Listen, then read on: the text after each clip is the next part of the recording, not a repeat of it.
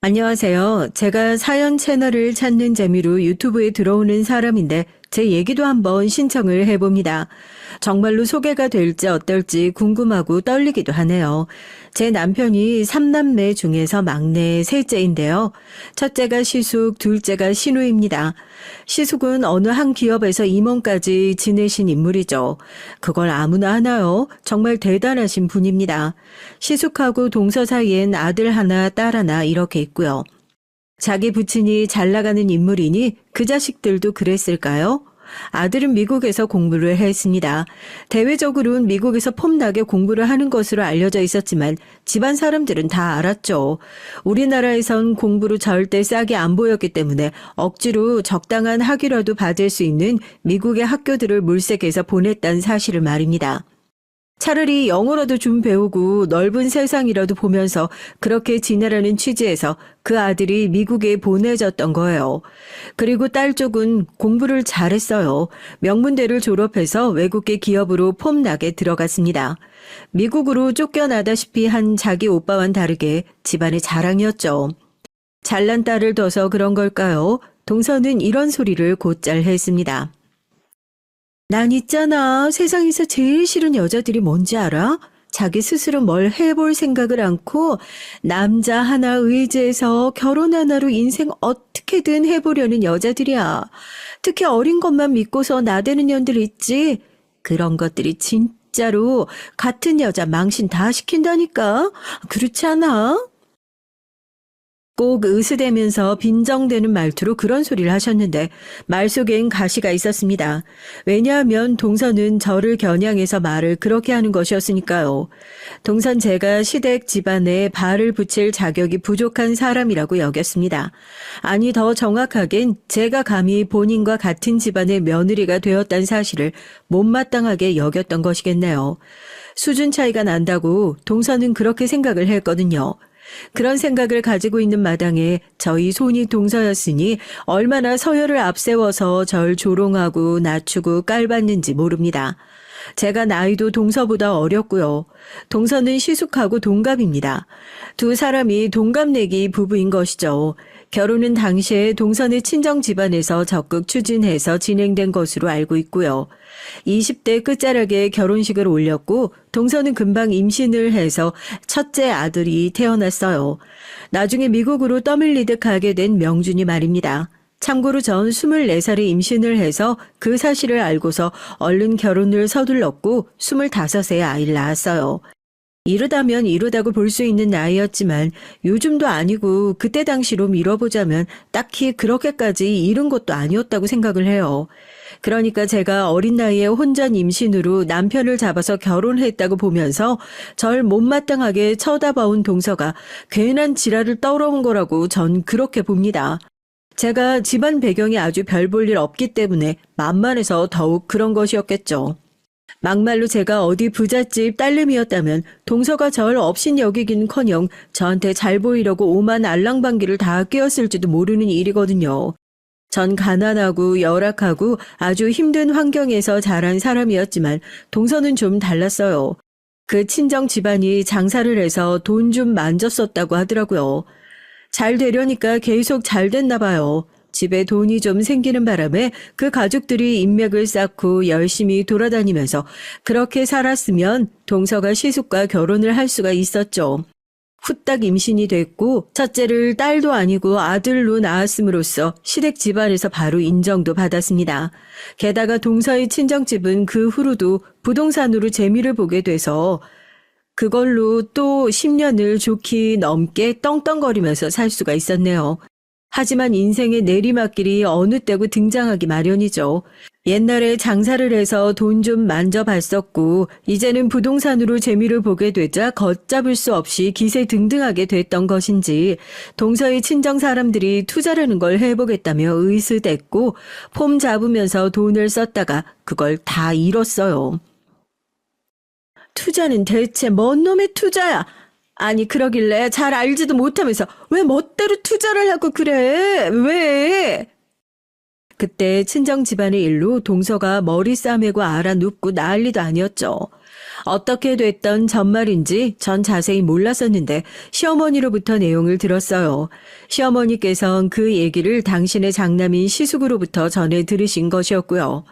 시숙이 확실히 장남 체질이에요. 무뚝뚝하면서 남자답고 그런 성격이시지만 기본적으로 부모 공경, 책임감 이런 것들이 투철하시거든요. 그래서 시부모님께서 뭘 물어보시면 곧이곧대로 다 알려드리는 분이셨답니다.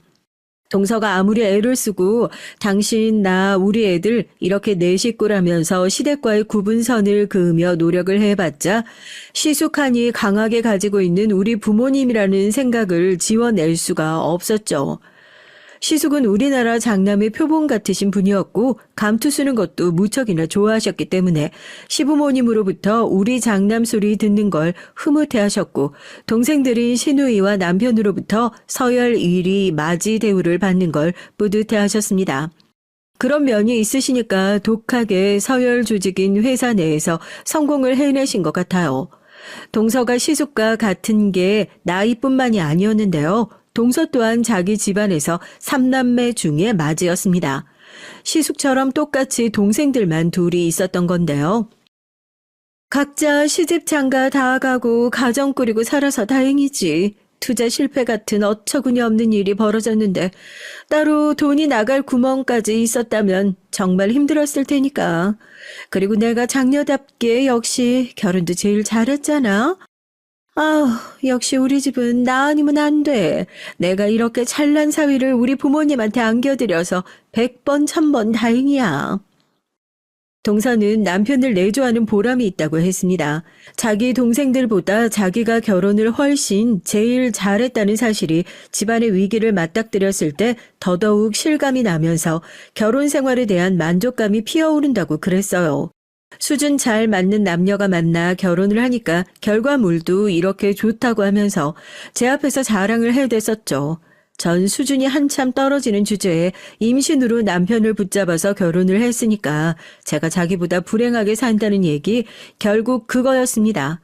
전 동서의 그런 유치하고 1차원적인 화술에 질려서 그저 힘없는 미소만 짓는 게 전부였고요. 아무튼 시숙이 여러모로 집안의 기둥 역할이었기 때문에 동서는 자기 남편이 자꾸만 시댁에 치우쳐서 시댁 우선인 사람이어도 속으로만 부글부글 끓고 속상해하지 겉으로는 차마 크게 티를 못 내고 맏며느리의 도리를 다했습니다. 배우자의 권위가 강하면 자연스레 그렇게 되는가 보더라고요. 자기 친정이 돈을 다 잃고 고꾸라졌을 땐 머리 싸매면서 며칠을 앓고 난 것이 전부였지만 자식 문제는 그것보다 더 힘든 모양이었어요. 동서는 자기 아들 명준이가 고등학교에 올라가서도 아무리 돈을 퍼붓고 갖은 수를 써봤자 성적이 안 따라주는 것에 스트레스를 받아서 미치려고 했습니다. 내가 친정집 일 때문에 자식 교육에 신경을 못 써줘서 이렇게 된 거야. 내 새끼한테 미안해 죽겠네. 동서는 시댁에서 마주치기만 했다 하면 당시에 계속 그런 소리를 늘어놨습니다. 땅이 꺼질 것 같은 한숨은 덤이었고요. 그건 진정한 한탄이기도 했지만 시부모님께서 실망하고 잔소리를 하실까봐 미리 방어진을 펼치는 행위이기도 했어요. 왜냐하면 시부모님께서 고지식한 분들이라 똑부러진 손녀보다 활기찬 손자를 예뻐하셨고 더 잘되길 바라셨거든요. 자랑스러운 장남에게서 본 손자인데 당연히 명준이를 보기만 해도 배가 불러 하셨죠. 그래서 명준이가 고등학교에 올라가서 영맥을 못 맞추고 명문대와는 거리가 한참 멀어져 있자 시부모님께선 실망한 기색을 못 감추셨습니다. 그러던 어느 날 제가 시댁에 방문했는데 동서가 시부모님으로부터 명준이 대학 입시 얘기를 또 듣고 난 모양이었어요. 아니 해도 너무하네 노인네들. 뭐 맡겨놨어? 서울대를 꼭 보내라는 게 무슨 개소리야. 치매가 맞나? 동서가 씩씩거리면서 나왔고 그때 저와 마주쳤어요. 시부모님 욕을 하다가 들켜서 그런지 깜짝 놀라더라고요. 어머, 왔으면 기척이라도 해야지. 사람이 음침하게 정말. 하지만 민망한 기색을 보이거나 사과를 할 것 같았으면 제 동서가 아니었죠. 되려 사과는 제 쪽에서 해야만 했습니다. 죄송해요. 지금 인사드리려던 참이었어요. 제가 멋쩍게 입을 열자 동서가 제 옆을 그제야 쳐다봤어요. 전 딸이 하나 있는데요. 저희 딸하고 동서네 딸하고 둘이 동갑입니다. 신영이도 같이 왔구나. 네, 엄마 혼자 가시면 심심하실 것 같아서요. 딸이 발랄하게 대답하는 것에 전 웃음이 났습니다. 반면에 동서는 표정을 확 굳히더라고요. 너는 공부 안 하니? 한가하게 여길 따라와? 중학생인데 주말까지 공부를 열심히 할 필요는 없을 것 같아요. 제가 데리고 오고 싶어서 데리고 왔어요. 엄마가 그렇게 물으니까 자식이 공부를 못하지. 제 대답을 듣고 동서가 빈정거렸습니다. 언제나와 같은 모습이었죠. 제가 흠칫했는데 딸은 당당하게 웃었어요. 저 반에서 10등 정도는 해요. 그러니 우리 명희도 10등 정도는 해. 대신 반에서 말고 전교에서 10등. 신영이하고는 차이가 있네. 신영이 넌 더 열심히 해야겠다. 동서가 제 딸을 비꼬았는데 흘겨보는 눈빛은 저를 향해 있었죠. 저는 당황스러운데 딸은 굴하지 않았습니다. 우와, 정말요? 역시 명이 대단하네요. 해맑은 딸의 모습에 동서는 그제서야 민망한 기색을 내더니 얼른 자리를 떠나버렸어요. 전 딸의 머리를 쓰다듬어 주면서 안으로 들어갔죠. 저와 다르게 당당하고 자격지심 없고 명랑한 딸의 성격이 신기할 만큼 기특했습니다. 전 되게 소심한 성격이에요. 불우한 가정 환경 때문에요. 나이 먹고 애엄마가 되고 나서도 큰 소리를 들으면 심장이 벌렁거렸고 남자가 손을 번쩍 들어올리면 식은땀이 1초 만에 흘렀습니다. 아버지로 인한 후유증이에요. 아버지 당신의 기분이 나쁜 상태인데 제가 집에서 소리나게 걸어 다녔다고 단지 그 이후로 복날의 개처럼 두드려 맞은 적도 있었고요. 전 가끔 맞았지만 엄마는 자주 맞았습니다. 엄마는 제가 12살 때 이놈의 집구석에서 더는 못 살겠다고 하시며 집을 나가신 바 있었고요. 그러다가 한 달 정도 만에 아버지한테 잡혀서 들어오셨습니다. 아버지한테 보복을 당하신 뒤 퉁퉁 부은 엄마의 얼굴을 보면서 제가 뭐라고 했던 줄 아시나요? 엄마, 왜 저만 두고 갔었어요? 오죽하면 어린아이 입에서 이런 소리가 나왔을까요? 그때 엄마의 대답이 더욱 가관이었네요. 너는 지금 그게 할 소리니? 내가 혼자서라도 잘 먹고 잘 살게 그렇게 기도는 못 해줄 망정.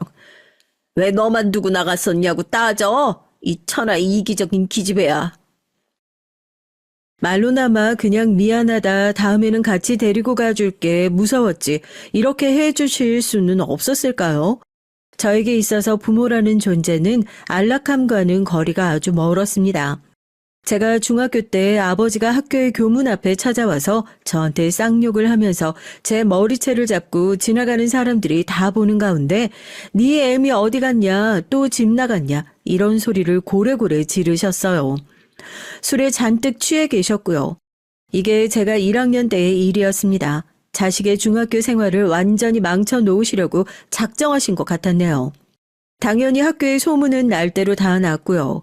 저를 불쌍하다며 같이 어울려준 친구들이 있었습니다. 지금 생각해보니 사유가 불쌍하다는 것이었다는 점부터 씁쓸한 일이네요. 그리고 언제부턴가 왕따를 당하기 시작했어요. 불쌍해 보여서 친구를 해줬었는데 분수도 모르고 점점 나대지 않아? 말도 원래는 소심하게 하더니 요즘에는 좀 까불더라. 마음에 안 들어.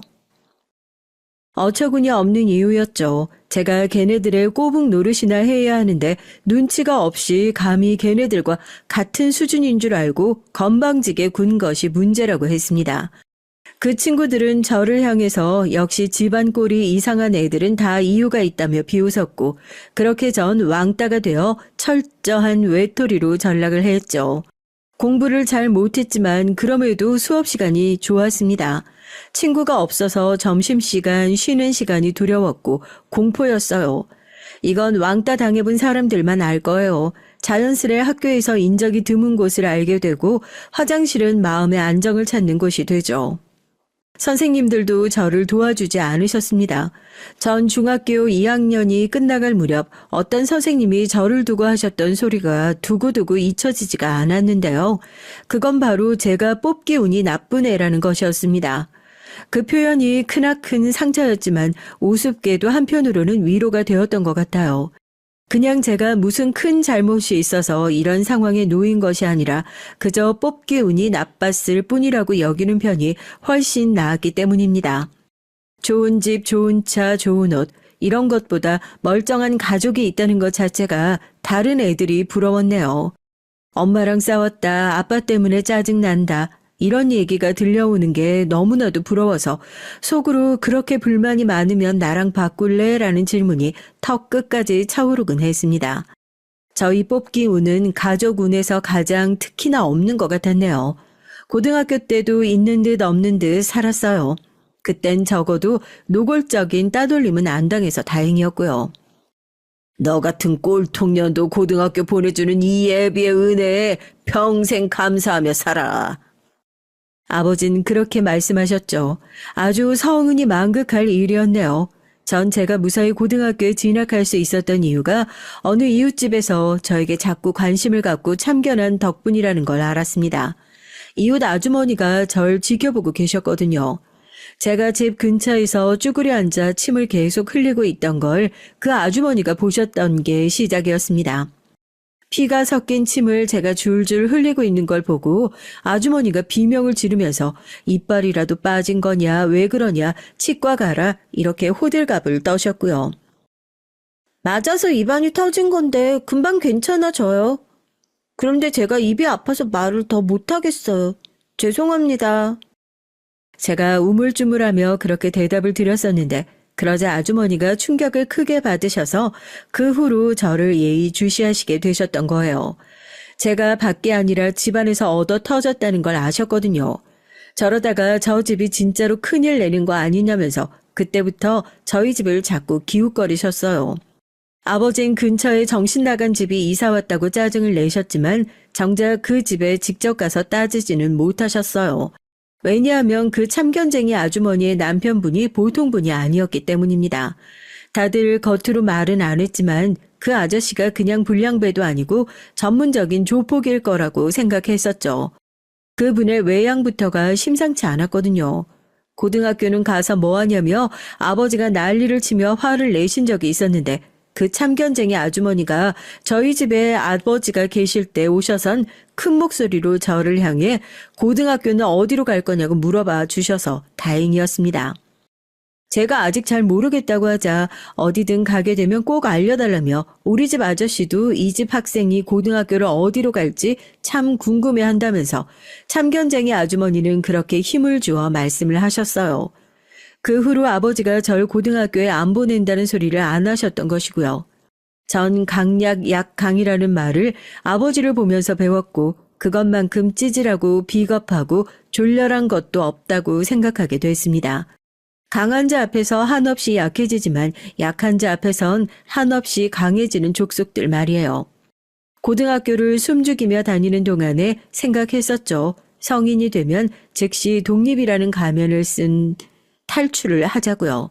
왜냐하면 생각을 하면 할수록 엄마도 똑같았기 때문입니다. 결국 제 앞에서는 강한 자가 되시는 분이었어요. 아버지가 웬일로 엄마한테 나긋하게 구시면서 제 욕을 하시면 신나서 맞장구 치시며 어떻게든 아버지의 비위를 맞추시던 분이었습니다. 자식인 절 짓밟아서 올라가 살아남으려고 하셨던 게 엄마였어요. 그리고 오만 스트레스를 항상 저에게 다 풀어 오셨습니다. 엄마는 저를 지켜주실 수 있는 분도 아니었고 제가 위안을 얻을 수 있는 분도 아니었으며 심지어 저와 동병상련도 아니었어요. 또 다른 가해자일 뿐이라는 걸 제가 점차 알게 됐죠. 그런 저의 깨달음이 죄였을까요? 제가 고등학교 3학년 때 엄마가 집을 나가셨습니다.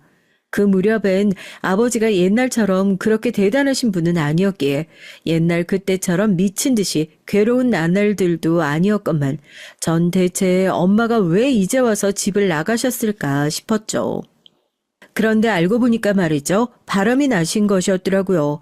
그 사실을 엄마의 자식인 전 몰랐는데 이웃 사람들 중에서 엄마의 바람을 짐작했던 분들이 계셨고 그 덕에 알게 됐습니다.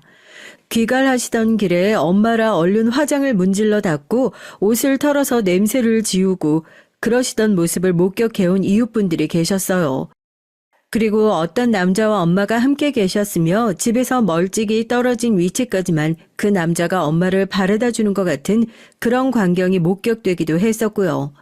엄마가 그 남자와 바람이 나서 도망간 것이라는 걸 이웃들이 확신했고 아버지는 눈이 돌아갔습니다. 대체 뭐하는 새끼야? 어디 사는 새끼인지 내 그것만 알면 찾아가서 그 년놈들을 족칠 건데 내가 옛날같이 힘은 못 부려도 말이야. 같이 죽을 기세로 덤벼들면 같이 못 죽을 건 없단 말이지. 아버지가 공공연히 그런 소리를 떠들고 다녔기 때문에 이웃들은 저러다가 진짜 송장 치르게 될까봐 두려워서라도 입을 다물게 됐어요. 그런데 제가 어느 날 너무 궁금한 나머지 동네에서 아주머니들 세 분이 모여서 얘기 중이시길래 다가가서 용기를 내어 여쭤봤던 거예요. 저 혹시 저희 엄마가 만나시는 분이 어떤 분이셨는지 아시나요? 그냥 너무 궁금해서 그래요. 서로 얼굴을 마주보며 고민하시던 아주머니들은 자식인 저에겐 알 권리가 있는 것 같다고 하시면서 밝혀주셨어요. 그 남자의 주된 인상착의, 얼굴로 가늠되는 나이, 이런 것들을 말씀해 주셨는데 확실한 건 아버지보다 연하의 남자였다는 겁니다. 전 구체적인 걸 듣고 나니까 그 이후로 마음이 더 힘들어졌어요.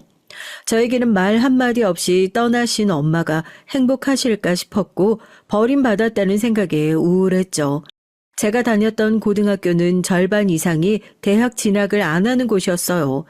일찍 하교를 하는 경우가 태반이었죠. 그래도 전 선생님께 부탁을 드려서 야자를 끝까지 다 하고 집에 갔습니다. 아버지를 마주칠 수 있는 집에 있기에 싫어서 그랬어요. 늦은 시간 매일 집에 덜덜 떨면서 들어갔고 새벽같이 일어나서 항상 학교에서 1등으로 등교를 했고요. 배에서 나는 꼬르륵 소리를 들으면서 교실 책상에 엎드려 잠을 더 자고 그랬습니다. 그러던 어느 날 제가 졸린 눈을 비비며 등교를 하고 있는데 참견쟁이 아주머니가 절 붙잡고서 빵을 하나 주셨어요. 그러더니 제가 아무래도 무거운 것 같으니까 당신이 알게 된 사실을 알려주겠다고 하셨습니다. 엄마가 바람이 난 그 남자가 정확히 누군지 알고 계신다는 것이었죠. 그 남자가 전에 수리기사 일을 했었기 때문에 이 동네로 이사를 왔던 직후에 그 남자에게 출장 수리를 받았던 기억이 난다고 하셨어요. 어느 쪽에 가서 살고 있는지 짐작도 간다고 하셨고요. 제가 엄마를 향한 걱정으로 맨날 얼굴이 상한 채로 다니는 것 같아서 너무 안 돼 보여서 걱정이라도 한시름 덜 나는 취지에서 알려주는 거라고 덧붙이셨습니다. 엄만 그 남자와 문제없이 잘 살고 있을 확률이 높다고 그러셨는데 제 심장이 쿵쿵 뛰었습니다. 그건 안도가 아니었고 분노도 아니었어요. 알 수 없는 감정이었습니다. 엄마의 가출 이후 아버지는 내내 밖으로 놔두셨고 다행스럽게도 전 큰 일을 겪지 않고서 고등학교 생활을 끝마칠 수 있었어요. 진작 대학은 꿈도 못 꿨고요. 아버지가 괜히 저를 찾아올까봐 일단은 아르바이트부터 여러 개를 전전하다가 그 후에 공장이든 뭐든 정식 일자리를 구하겠다고 말씀을 그렇게 드렸어요. 하기사, 네가 뭘 하겠냐? 대가리에 등게 있기를 하냐? 뭐 하나 똑 부러지게 해내기를 하냐? 아니면 힘이라도 잘 쓰든가. 너나 하등 쓸모가 없어. 너 같은 걸 여태까지 먹여주고 키워준 이 애비의 은혜라 잊지 마라. 돈 벌면 이 애비한테 제깍 찾아와서 은혜 갚어. 전 알겠다고 아주 고분고분한 태도로 인사를 드린 후 집을 떠났었죠. 전 사실 그때 이미 일을 시작하기로 한 공장이 정해진 상태였습니다. 기숙사 생활을 하면서 일을 할 작정이었고요. 참견쟁이 아주머니는 집을 떠나게 된 저를 보며 이제 당신 또한 마음 놓고 이사를 갈 수 있게 됐다고 하셨어요. 진작 이사를 결정 지으셨지만 제가 걱정이 돼서 이사를 미루고 계셨다는 걸 그때 알게 됐고 전 정말 감사한 마음이 들었었죠. 덕분에 제가 멀쩡히 지내고 살아남을 수 있었다는 생각이 들더라고요. 그분의 감사한 오지랖이 아니었으면 전 정말 버티기 힘들었을 테니까요. 그래서 전 이따금씩 뉴스에 어린아이를 포함해 미성년자 피해자들이 처참한 가정 환경에 놓여서 아프고 다치고 심지어 죽기까지 할 때 만약에 그 이웃에서 관심을 가지고 계속 봐주고 참견하고 그 집의 문을 두드렸다면 어땠을까 싶은 생각이 들어서 서글퍼집니다. 단 한 사람의 어른이 베푼 관심과 온정으로도 아이는 무사히 어른이 될 수 있으니까요. 일을 시작하고 나서 1년은 정말 지루하게 살았던 것 같아요. 매일 똑같은 일상에 우울하고 지루하기만 했는데 힘이 들 때면 뽑기 운이 나빴을 뿐이라고 생각하며 스스로 달랬습니다. 억지로 2년을 채우고 났을 때 주변의 권유로 자격증을 공부하게 됐죠. 공장을 떠나서 자격증 공부를 하며 아르바이트를 했고 자취생활을 시작했습니다. 한 통의 연락을 받은 건 그때였어요. 아버지가 병원에 계시다고 하셨거든요. 술에 취한 채로 계단을 굴러서 병원에 실려가셨는데 그러는 통에 검사를 받으셨다가 몸에 이곳저곳이 안 좋다는 게 드러난 모양이었습니다. 엄만 유령처럼 사라지셨으니 보호자는 저였고요. 그때 제가 발목이 잡혔어요. 아버지가 저를 향해 다짜고짜 돈 내놓으라고 그러시더군요. 내 인생이 억울하다. 너 죽이고 나도 그냥 죽는 수가 있어. 대체 뭐가 그렇게 억울하시다는 건지 전 이해를 할 수가 없었네요. 당신 같은 사람에게서 태어난 게 저야말로 억울한 거 아니냐고 따지고 싶은 게 저의 본심이었습니다. 걸핏하면 왜 자꾸 죽이겠다고 같이 죽자고 그러시는 건지도 전혀 이해가 가지 않았고요. 전 평생 아버지를 이해할 수 없다는 걸 새삼 깨달았습니다. 숨이 막히더라고요. 아버지는 편찮으셨으나 그 앞에서 전 고양이를 마주친 생쥐나 다름없었습니다. 저절로 움츠러들고 찍소리도 못 냈죠. 몸에 새겨진 공포였습니다. 이런들 저런들 아버지는 제 가족이었고요. 제가 부인하고 부정해봤자 변함없는 사실이었습니다. 허무했고 저만의 가족을 만들고 싶다는 간절함이 그때부터 피어올랐어요. 저의 지칠 대로 지친 심신을 기댈 곳이 필요하기도 했고요. 그래서 연애에 부쩍 관심을 갖게 됐습니다. 하지만 전 누구를 만나도 안정을 찾지 못했고요. 상대와 관계가 깊어질수록 자꾸만 불안했어요. 그 이유를 알게 됐죠. 제가 온전한 사랑, 평온한 환경, 이런 걸 누려본 적이 없기 때문입니다.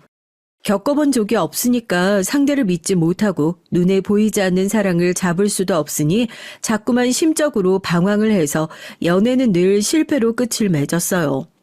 그러다가 제가 남편을 만나게 됐습니다. 기대를 안 가지고 그냥 만나나 봤던 상대였건만 운명이 여기에 있었던 거예요. 처음부터 잘 맞았고 편안했어요.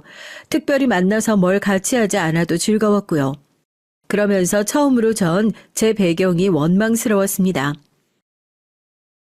왜 난 흔하게 널린 평범한 여자도 되지 못했을까? 이 남자와 동등하지 못하더라도 최소한 이렇게까지 구질구질한 조건이고 싶진 않았거든요. 제가 이 남자를 너무나도 사랑하게 돼서 여러 가지 걱정을 하게 됐다는 걸 깨달았고 그래서 결혼에 대한 생각과 제 가정 환경을 다 털어놨어요. 그때 남편이 신중한 얼굴이 돼서 이렇게 대답을 해줬었죠. 가식 따윈 집어치우고 솔직하게 말할게. 난 부자로 살아본 적도 없지만 가난하게 살아본 적도 없어. 그래서 자기가 자라온 환경을 이해 못하겠고 자기가 겪어온 상황들에 공감할 수도 없어. 하지만 난 자기가 어떻게 살아온 사람이든 가정 환경이 어쨌든 간에 변함없이 자기가 좋아. 나도 결혼하고 싶어. 그것 이상으로 제 마음을 흔들 수는 없었습니다. 바로 그 순간부터 제 모든 것을 던져서 남편에게 올인했듯 싶네요. 그러다가 임신 사실을 알게 됐습니다. 초기에 바로 알았고요. 남편은 당장 결혼하자고 그랬어요. 결혼 문제니까 어쩔 수 없이 아버지께도 알렸습니다. 그러자 아버지가 화를 내셨어요. 너만 결혼해서 떠나겠다는 거냐? 아직 나이도 어린 년이 발랑 까져서 임신? 너는 내가 엿먹일 거야. 결혼할 그 집안에 내가 다 말하겠어. 네? 대체 뭘 다 말하겠다고 그러시는 거예요? 네가 이리저리 굴러온 년이라고 다 말할 거다. 맹세코 그런 적이 없었건만 아버진 저를 망치실 작정뿐이었습니다. 전 미칠 것만 같아서 무릎을 꿇고 빌었어요. 제발 그냥 저를 내버려 두라고 그랬습니다. 그러자 아버진 엄마 얘기를 꺼내셨어요. 엄마가 도망만 안 갔어도 당신이 저를 망칠 작정은 하지는 않으셨을 거라고 했습니다. 지금이라도 엄마를 잡아올 수만 있어도 저를 내버려 두실 거라고 하셨고요. 그 소리를 듣자마자 제가 눈이 획 돌아버렸죠. 저도 모르게 제가 알고 있었지만 입 밖으로 꺼낸 적 없던 엄마의 얘기를 아버지께 전달해 드리고 말았습니다. 엄마가 만나셨던 그 남자에 대한 정보 말이에요. 뭐야? 내가 이년놈들을 가만히 안 두겠어. 아버지는 열이 확 끌어올라서 그때부터 엄마 찾기에 몰두를 하게 되셨고 정신이 팔리셨어요. 전 바로 그 틈을 타서 결혼을 할 수 있었던 겁니다. 시부모님은 저를 못마땅하게 보셨죠. 아유, 그치만 임신했다는데 뭘 어쩌겠어. 이것저것 따져봤자 우리 손이지요. 그냥 결혼이나 후딱 시켜버립시다. 시어머니께서 골치 아프다고 하시며 그렇게 말씀하셨고 시아버지 또한 조용히 동의를 하셨습니다. 게다가 그때 동서가 임신 중이었거든요. 둘째 딸 명희 말입니다. 그래서 저도 분위기를 타서 어영부영 결혼을 해버릴 수 있었던 장점이 있었네요. 이 일을 두고 동서는 혀를 끌끌 찼어요. 임신을 했을 때 마음을 곧게 써야 된다고 생각해서 그때 내가 가만히 있었던 것뿐이야. 만약 그렇지 않았으면 난 동서 결사반대했을 거고 그러면 동선 이 집안에 못 들어왔을걸? 생색을 내는 건지 뭘 어쩌자는 건지 몰랐네요. 신우이도 그때 가만히 있었건만 대관절 본인이 뭐라고 그런 소리까지 한다는 건가요? 하지만 전 보잘것 없을 뿐더러 하자 가득한 며느리였고 동서는 당시의 기준으로 친정 집안이 잘 나가는 맏며느리였기 때문에 차이가 하늘과 땅이었습니다. 전 그저 이 결혼을 무사히 해서 아이를 낳게 된 것만으로도 감사해야 할 처지였고요. 스스로 그렇게 생각했습니다.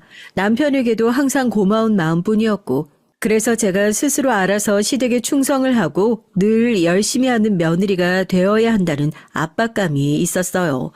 그렇게 해서라도 저의 존재 가치를 증명해야만 할 것 같았습니다. 그리고 전 평범한 가족의 모습이라는 걸 겪어본 적이 없었어요. 친척끼리의 교류도 없었죠. 그랬기 때문에 제가 비록 멸시를 당할지언정 가족이라는 테두리 안에서 이런저런 교류를 하는 게 신기하기도 했고 마냥 감사한 마음이 처음엔 강하게 들었습니다. 동서의 딸 명희와 제가 낳은 딸 신영이는 동갑이었으니 자연스레 교류가 있었고 어쩔 수 없이 비교 또한 되더라고요. 그러면서 제가 차차 알게 된 점이 있었는데요. 동서는 자기 딸이 제 딸보다 훨씬 낫다고 생각할 때마다 즐거워하고 기뻐하면서 그럴 때만은 저를 멸시하기보단 측은하고 불쌍하게 바라본다는 사실이었습니다. 명희가 학교에서 성적을 잘 낼 때마다 그걸 자랑하느라 그럴 땐 저를 깎아내리는 말을 하는 걸 깜빡하는 모양이었어요. 제가 이렇게 소심하고 못난 엄마였네요. 앞장서서 딸을 지키고 비호해주진 못할 망정 시조카가 훨씬 잘나서 다행인 점이 있다고 위안을 삼고 있었으니 말입니다. 그러나 제 딸 신영이가 자기 엄마보다 훨씬 나은 아이였어요. 기본적으로 자존감이라는 게 높았습니다. 남들이 뭐라 하든 크게 신경을 안 썼고요. 딸은 어렸을 때부터 천성 자체가 그랬어요. 생긴 것도 그렇고 여러모로 제 딸이 친탁을 했거든요. 저를 안 닮아서 정말 다행이죠. 하늘이 도왔다고 생각합니다. 참고로 동서의 딸도 친탁을 한 경우였어요. 자기 엄마하고 외모나 성격이 딴판이었거든요. 대신 아들은 외탁을 한 게 분명했고요. 동서의 아들 명준이는 희한할 정도로 자기 아빠를 조금도 안 닮았습니다. 어떻게 부자지간의 공통점이 그렇게나 없을까 싶을 정도였어요. 시댁 집안 전체에서 명준이와 닮은 사람은 찾기가 힘들었습니다. 특히나 명준이는 잘하면 잘할수록 성격이 산만해졌고 학업과 거리가 멀었죠. 진중한 사람인 시숙하고는 정반대였습니다. 그러니 동서가 받는 스트레스의 상당한 지분이 다 아들 명준이로부터 나온 것일 수밖에 없었죠. 미국에 보내놓고 나서도 여간 신경이 쓰이는 게 아닌지 하루가 멀다 하고 연락을 하는 모습이었습니다. 다 큰 아들한테 말이에요. 이상하게 저 집 분위기는 명준이 하나 때문에 튀는 느낌이란 말이지. 전 그런 걸 느끼고 있었네요. 한편 저희 아버진 엄마를 기어이 찾아내셨습니다. 그리고 엄만 정말로 그 남자와 같이 살고 계셨는데요. 아버지 때문에 그 남자와 헤어지셔야 했죠. 그 남자에게 노모 한 분이 계셨는데 엄마를 계속 마음에 안 들어하고 계셨던 겁니다. 그런데 아버지가 찾아와서 오만 깽판을 쳐놓으시니까 차라리 잘 됐다 싶어서 그걸 빌미로 삼아 그 노모가 당신의 아들에게 헤어지지 않으면 혀 깨물고 죽겠다고 하셨대요. 그래서 결국 엄마와 그 남자의 관계는 거기까지였죠. 엄마는 저를 찾아오셨고 수년 만에 본 딸의 얼굴에 싸대기를 날리셨습니다. 전부 너 때문이야. 이 괴물 같은 년. 널 낳는 게 아니었어. 제발 뒤져. 너는 행복해질 자격도 없으니까. 그동안 전 내심 엄마를 향한 죄책감을 가지고 있었습니다. 아버지에게 엄마의 행방에 관한 실마리를 제가 던져드렸으니까 말입니다. 하지만 저를 보자마자 싸대기를 3번이나 강하게 날리시며 저주를 퍼부으시는 모습을 보니까 이젠 그냥 모르겠더라고요. 제가 지니고 있던 죄책감도 우스워졌습니다. 얼마 후에 엄마가 술병으로 아버지의 머리를 내려치는 일이 있었어요. 넘어지면서 발이 미끄러지고 손이 미끄러졌다는 게 엄마가 경찰에서 댄 변명이었습니다. 눈물로 억울함을 주장하셨고요. 주변 이웃들이 전부 고의가 아니라 실수였을 게 분명하다고 목소리를 내준 덕분에 엄마는 별다른 공경에 처하지 않으실 수 있었던 것 같네요. 아버지는 머리를 잘못 맞으시는 바람에 상태가 영 안 좋아지셨고 몇 주 병원에서 치료를 받으시다가 그 뒤엔 시설에 들어가게 되셨어요. 엄마는 개운하다고 하시면서 뭘 어쩌고 사셨는지 짐작하시나요? 노름판을 전전하기 시작하셨습니다. 알고 보니까 바람이 났던 그 남자와 지내면서도 불법적인 일을 하며 생활을 해오신 모양이었습니다. 노름에 빠져 지내시다가 어느 날 엄마는 불법 도박을 주도했다는 혐의를 받게 되셨고 징역까지 살게 되셨어요. 징역을 살고 나오신 뒤엔 저를 찾아오셨고요. 저밖에 없다고 하시며 애처롭게 구셨고요. 제가 여태껏 아버지 계신 시설 비용을 내고 있었어요. 그거 이제 그러면 엄마가 내실 거예요? 내가 미쳤니? 돈이 어디 있어서? 돈이 없으시면 직접 아버지를 모실 수는 있으시고요. 아, 너 왜 자꾸 미친 소리만 하니? 나는 이제 받기만 하고 싶다, 응? 내가 하기는 뭘 한다는 거야. 아이, 제발 나도 좀 누리고 좀 살아보자. 앞으로 네가 하는 효도만 받고 싶다는 소리야. 이 망할 딸려나. 엄마는 무섭게 악다구니를 쓰시며 제 멱살을 잡아 흔드셨죠. 마지막 남아있던 기대, 정, 이런 게 그때 다 떨어졌습니다. 엄마를 외면하며 살기로 결심했어요. 세상이 돌을 던진데도 상관없었습니다. 제 가슴에 얹힌 돌이 더 무거웠으니까요. 태연한 척 굴었지만 수치스러웠어요. 남편과 시댁 식구들 앞에서 제 가정 환경이 부끄러웠고요.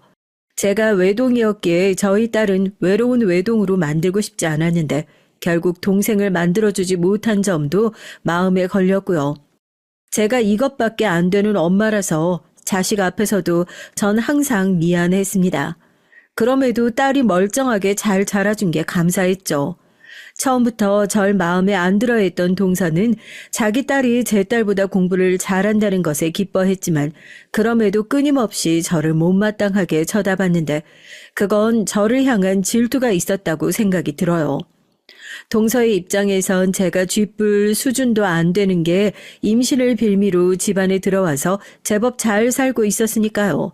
자기 자식들은 하나는 머리 나쁘고 구제불능해 징징이 다른 하나는 공부만 잘만 할 뿐이지 애교 하나가 없고 매사에 예민하고 말도 잘 안 하고 그런데 제 딸은 발랄하고 어른들 앞에서 말도 잘하고 싹싹하고 의젓했죠. 시간이 갈수록 오죽하면 시부모님께서도 신영이 우리 손녀라고 하실 때마다 얼굴에 환한 웃음을 지으셨습니다. 그럴 때마다 동서는 똥 씹은 표정이었고요. 보고 자란 게 구질구질해서 자식 교육에도 참 문제가 많겠다. 그래서 동서가 그런 식으로 조롱을 해야 됐던 것 같네요.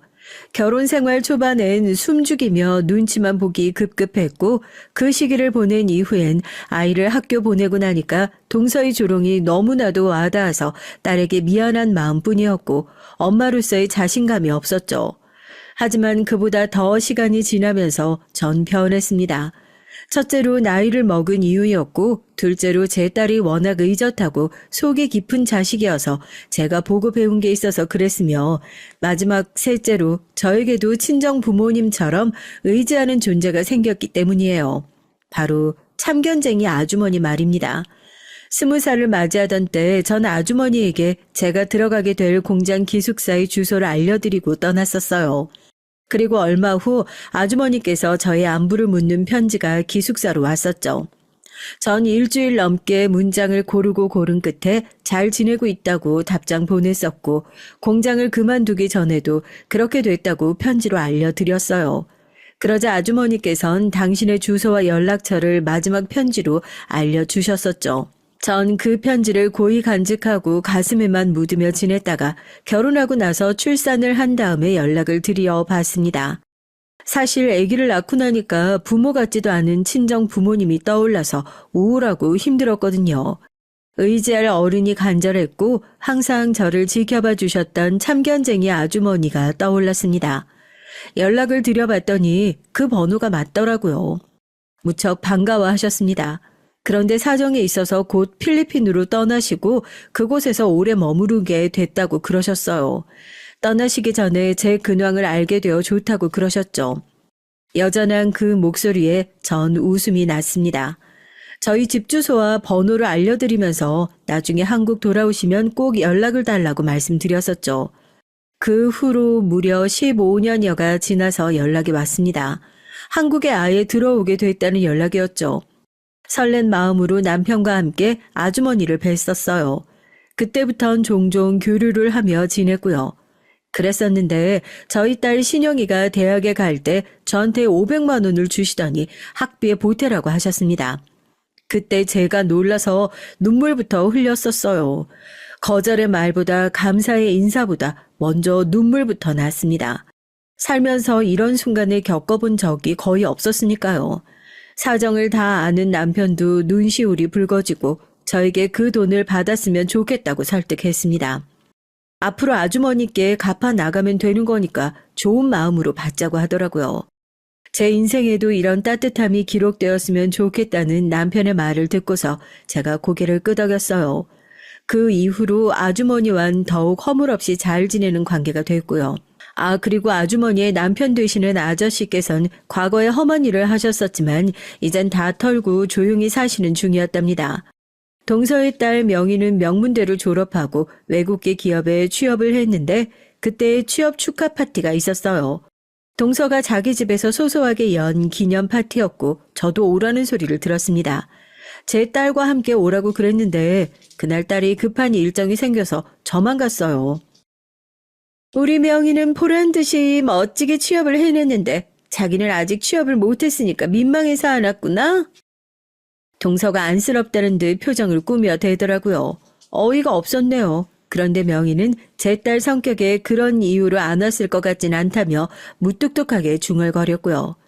시숙은 갑자기 회사에 일이 생겨서 퇴근을 못하고 있었는데 동서는 섭섭하다 했지만 명희는 중요한 일이니까 어쩔 수 없지라고 했습니다.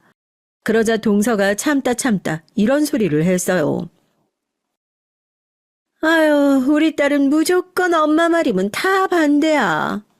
그 자리에 동서의 친정 여동생도 와 있었는데 피식 웃더니 이런 너스레를 떠는 거예요.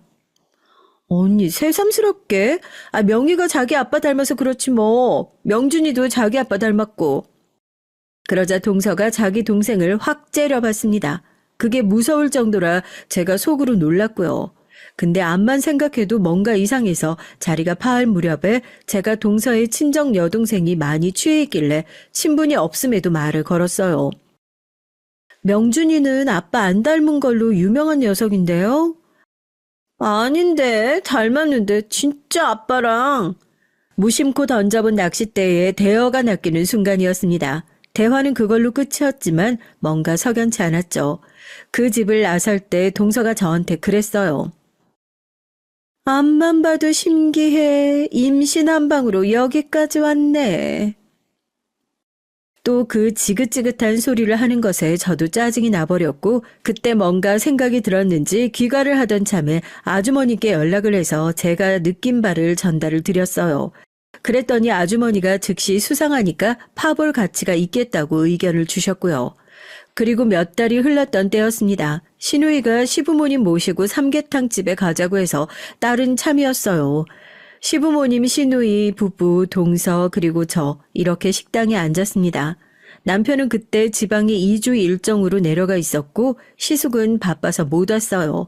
회사 일이 아니라 인맥 관리 때문에 모임 참석 문제로 그랬다고 하더라고요. 퇴임 이후까지 내다보며 움직이고 있는 게 대단하다며 동서가 자기 남편 자랑에 열을 올렸습니다. 다들 익숙하게 듣고 있는데 동서가 갑자기 자기 딸 명희가 자기 아빠를 닮아서 벌써부터 커리어를 잘 쌓고 있는데 제 딸 신영이는 하필 아빠를 안 닮고 엄마 쪽을 닮아서 불행하다고 그러는 겁니다. 형님, 오늘은 말씀이 좀 지나치시네요. 저희 신영이가 어때서요? 신영이 또 취업 안 됐다면서. 그게 다 돌대가리 엄마를 닮아서 그런 거 아니겠어? 적당히 하세요. 지렁이도 밟으면 꿈틀하는 법이에요. 어머, 무서워라. 겨우 그딴 속담 짓거리면서 유식한 척 하려는 거야? 엄마 수준이 낮으니까 딸도 수준이 그럴 수밖에. 동서가 신랄하게 저를 조롱했고 시댁 식구들 앞에서 이딴 취급을 받았다는 게 저는 더 이상 참을 수가 없었어요. 수준은 운운하겠다면 저도 똑같이 동서의 아픈 손가락인 수준 낮은 그 자식을 건드리는 수밖에 없었죠. 제가 눈이 돌아버려선 당장 전화를 걸었습니다. 아주버님, 제가 드릴 말씀이 있어서요. 명준이요. 아주버님 아들 아니에요. 형님이 다른 남자의 자식을 여태 아주버님 핏줄인 것처럼 속이고 이날 이때까지 키워온 거예요. 제가 큰 목소리로 얘기하자 며느리들끼리의 신경전에 골치 아파하시던 시부모님의 표정이 싹 굳었습니다. 시누이 부부가 어리둥절을 해했고 동서의 표정은 삽시간에 귀신을 본 것처럼 변했어요. 아주머니와 아저씨의 조언을 받고서 전 동서네 집에 일부러 들러서 명준이 방에 몰래 들어가 옷장 속에 머리카락, 욕실에 칫솔 등을 챙겼습니다. 시숙의 칫솔도 제가 챙기고 똑같이 생긴 새 걸로 바꿔놨죠. 그걸 아주머니와 아저씨가 전에 받으셨고 얼마 뒤 저에게 놀라운 내용이 적힌 서류가 왔는데 시숙과 명준이가 친자 불일치 관계라는 것이었어요. 어쩐지 전혀 안 닮았거든요. 동서가 자기 아들이 아픈 손가락이라면서도 굳이 자꾸 머나먼 미국에서 살게 하는 것, 그것이 어쩌면 찔려서 그런 거 아닐까 싶었더니 역시나 그랬었던 겁니다. 무슨 개소리야, 미쳤어? 전 다른 사람도 아니고 형님의 친동생에게서 들은 건데요. 그리고 전 동서의 친정 여동생이 술에 취해서 혼잣말로 진실을 실토한 걸 들었노라며 거짓말을 해서 자매 사이에 금까지 가게 해놨네요. 동서가 길길이 날뛰어봤자 시숙이 당장 확인 사살에 들어가는 걸 막을 수는 없었습니다. 당연히 여태 동서가 모두를 속여왔던 것으로 결론이 드러났고요. 시숙은 배우자와 그 처가 식구들에게 수십 년을 속으며 살았다는 배신감과 충격에 치를 떨었습니다. 뒤도 안 돌아보고 동서를 버렸어요. 또한 자기 아빠를 닮은 명희 또한 자기 엄마를 등졌습니다. 마음 같아선 책임을 묻고 영혼까지 털어버리고 싶지만 명준이 놈에게 내가 일말에 키운 정이 있으며 또한 진짜 내 친자식인 명희를 낳고 키워왔으니까 그거 감안해서 내가 당신 봐주는 거야. 시숙은 동서에게 돈을 안 뜯고 철저히 인연을 끊는 것으로 했습니다. 시숙의 능력 하나만 믿고 살아온 동서에겐 아무것도 없었죠. 한 푼도 돈이 없었고요. 미국에서 지루하게 지내던 명준이는 한국에 들어오는 소원을 이뤘으나 아무것도 안 남은 뒤였습니다. 자기 엄마를 원망했어요. 나는 왜 아빠의 아들이 아니야? 내가 왜? 엄마가 문란하게 놀아놨던 남자한테 태어난 자식인 거야. 내 피가 원망스러워. 명준이는 죽도록 방황했고 동선을 완전히 무너져 내렸습니다. 완전히 망가진 몰골이 돼선 어느 날 불쑥 저를 찾아왔었는데요. 그때 마침 제가 집으로 아주머니와 아저씨를 초대해서 식사 대접을 하고 있었어요. 아저씨가 무서운 눈빛으로 덩치를 뽐내며 동서에게 다가갔습니다. 어이, 뒤지고 싶지 않으면 썩 꺼져라. 그리고 2번 다신 얼씬도 하지 마. 감히 내 친딸 같은 아이를 건드렸다간 즉시 황천길이야. 동서는 겁에 잔뜩 질려서 쓸쓸하게 퇴장을 마쳤어요. 저에게 부모님 같은 존재가 있다는 것까지 확인해서 그런지 더없이 쓸쓸해 보였습니다. 비록 시간은 좀 걸렸지만 제 딸 신영이는 취업을 잘해서 아주 만족스럽게 사회생활을 하고 있고요. 이혼을 마친 시숙도 앞으로 집에 더더욱 잘하겠다고 하며 시부모님을 자주 찾아 뵙기 시작했습니다. 그러면서 은근히 삼남매의 우애가 더 좋아졌죠. 저도 전에 없이 신우이하고 가까워졌고요. 심지어 신영이와 명희는 서로 맨날 전화통화를 하면서 그렇게나 잘 지낸답니다. 모두가 진정한 화목함을 찾은 가운데 그 안에 동서만 없었네요. 자업자득, 인과응보, 그리고 사필귀정이라는 소감으로 마무리를 하렵니다. 안녕하세요. 저는 40대 여자입니다.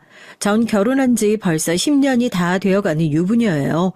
제가 이렇게 사연까지 보내게 된 이유는 다른 유부녀들도 저처럼 결혼 생활이 힘든가 싶어 조언을 구하고자 사연을 보냅니다.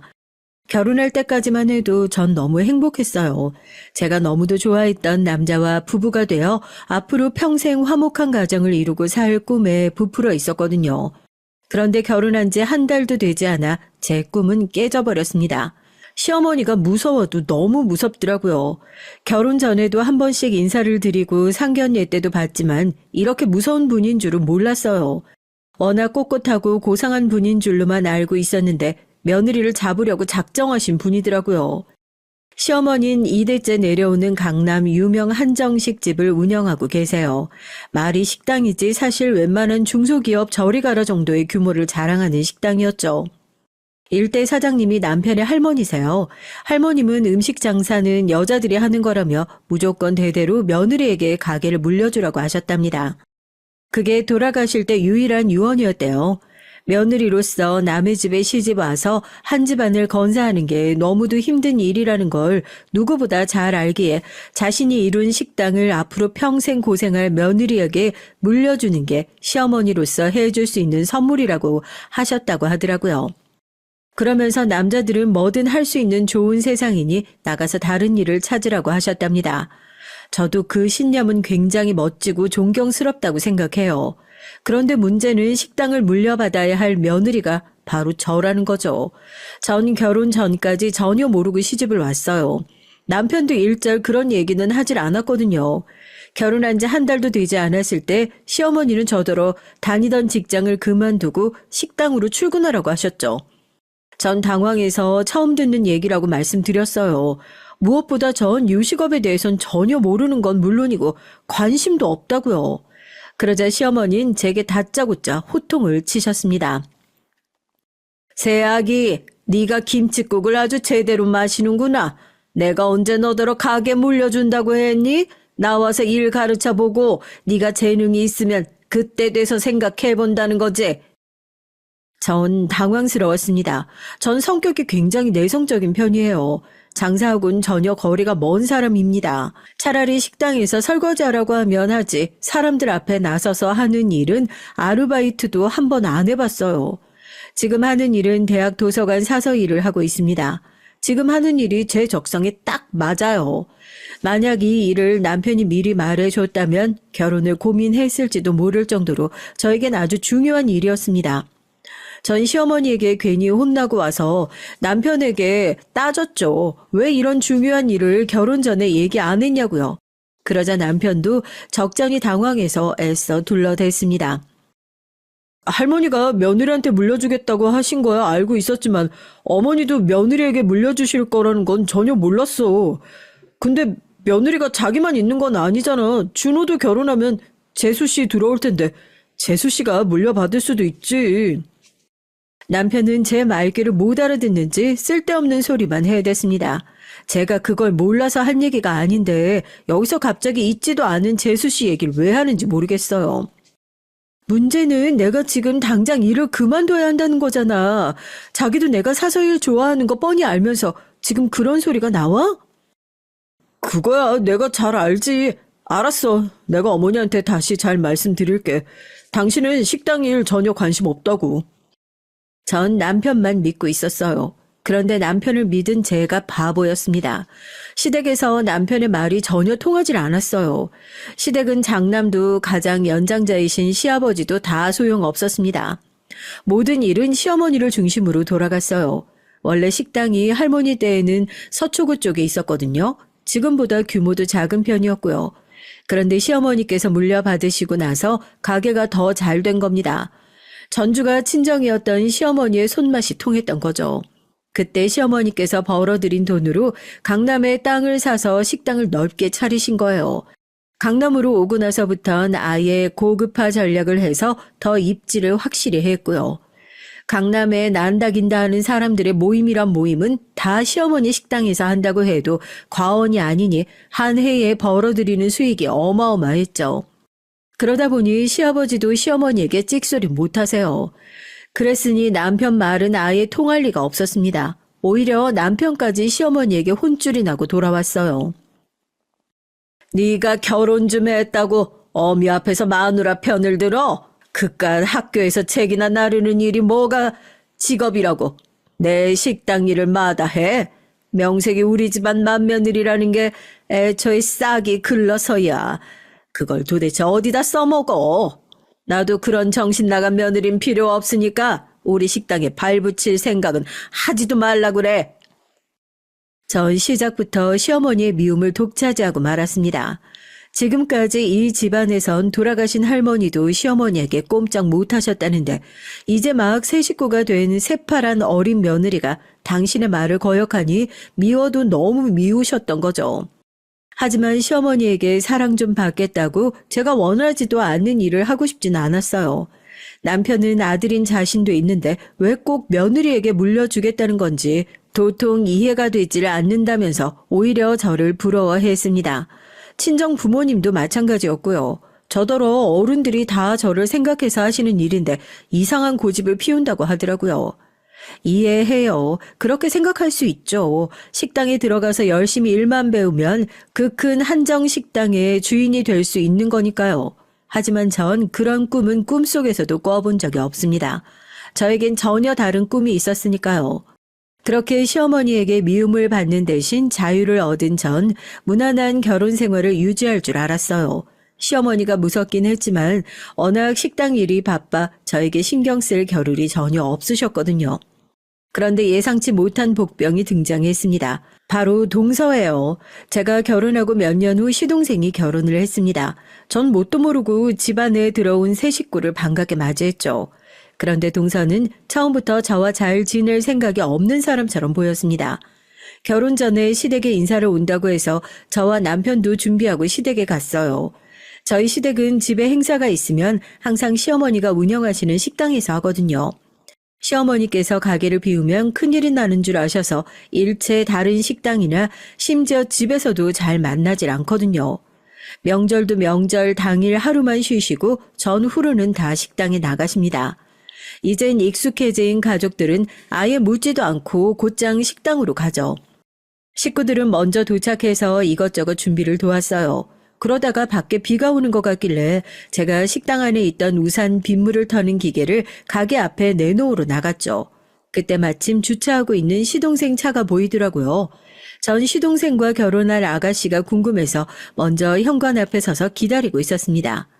그때 조수석에서 화려하게 생긴 아가씨가 내렸어요. 전 먼저 제 소개를 하려고 밝게 웃으며 예비 동서에게 다가갔죠. 그런데 그때 예비 동서가 제 손에 우산을 툭 건네주더라고요. 지금 바빠서 그러니까 아줌마가 이것 좀 털어줘요. 갑자기 왜 비가 오고 난리야. 제일 아끼는 에르메스 비 쫄딱 맞겠네. 제가 말도 붙이기 전에 동서는 들고 있던 가방을 품에 안고 식당 안으로 들어가 버렸습니다. 전 순간 당황해서 동서가 건넨 우산을 손에 쥐고 멍하니 서 있었어요. 정황상 제가 식당 앞에 서서 웃고 있으니 절 식당 직원으로 알았나 보더라고요. 시동생이 달려와서 인사를 하길래 그자의 정신을 차리고 전 애써 우산을 우산꽂이에 넣었습니다. 그리고 식당 안으로 들어갔죠. 물론 처음 만난 예비 동서의 행동이 황당하고 기가 차긴 했지만 충분히 할 수 있는 실수라고 생각하고 넘겼습니다. 굳이 시동생이나 남편한테도 말하지 않았고요. 제가 미리 준비된 식당 룸 안으로 들어가자 시동생이 예비 동서에게 절 인사시켰습니다. 그런데 예비 동서는 방금 현관에서 저를 마주쳐 놓고도 전혀 기억을 못하는지 절 향해 너무 밝게 인사를 하더라고요. 전 품에 안은 가방이 그 정도로 걱정이 됐나 보다 했어요. 그런데 예비 동서의 관심은 에르메스 가방뿐이 아니더라고요. 시어머니가 운영하시는 식당에도 굉장히 관심이 많아 보였습니다. 어머니께서 식당 하신다고 듣긴 했는데 이렇게 큰 식당일 줄은 생각도 못했어요. 준호 씨한테 듣기론 대대로 며느리한테만 식당 물려주신다면서요? 그럼 저도 준호 씨랑 결혼하면 받을 수 있는 거예요? 동서는 굉장히 활달하고 솔직했어요. 진작 시동생에게 식당 얘기를 들었는지 시어머니를 만나자마자 식당 얘기만 하더라고요. 시어머니도 처음엔 동서를 유심히 관찰하시더니 연신 애교 있는 목소리로 식당에 관해 묻고 살갑게 구니까 마음에 들어 하시는 것 같았습니다. 우리 큰며느리는 식당 일에 전혀 관심도 없고 회사를 그만둘 생각도 없다고 하길래 요즘 젊은 며느리들은 식당 일 같은 건 시시해서 관심 없는 줄 알았더니만 아가씨 생각은 좀 다른가 보네요.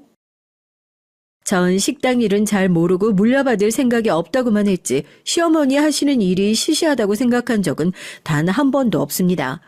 그런데 시어머니는 굳이 동서 앞에서 저에 대해 돌려까시더군요. 어머, 형님은 이렇게 큰 식당 욕심 안 나세요? 전 너무너무 욕심나는데. 그럼 형님은 식당 물려받을 생각 전혀 없으시다는 거죠? 나중에 딴소리 하시면 안 돼요. 아싸, 그럼 어머니, 제가 준호 씨랑 결혼해서 이 식당 물려받을래요. 저 돈 많이 벌고 싶거든요. 시어머니는 단번에 식당이 돈만 벌려는 데가 아니다. 욕심만 가지고 되는 일이 아니니 식당에 들어와 일만 잘하면 당연히 물려줄 거라고 하셨어요. 말투와 표정은 평소대로 무뚝뚝하셨지만 저도 며느리 생활 몇 년 했다고 바로 보이더라고요. 시어머니는 은근 기분이 좋으신 것 같았습니다. 제 느낌일까요? 그때부터 유독 시어머니가 예비 동서를 보는 눈빛이나 행동이 달라지신 것 같았어요. 오히려 저보다 더 챙기시는 느낌이었죠. 저도 시어머니 마음이 이해가 되지는 않는 건 아닙니다. 어쨌든 제가 맏며느리인데 시어머니가 식당 얘기를 꺼냈을 때 전 단번에 거절했으니까요. 하지만 아무리 그래도 제가 시어머니의 며느리로서 지내온 시간이 더 긴데 아직 결혼도 안 한 동서에게 더 마음을 주시는 것 같아 은근 서운했어요. 그런데 제가 지금 시어머니에게 서운해하고 있을 때가 아니었더라고요.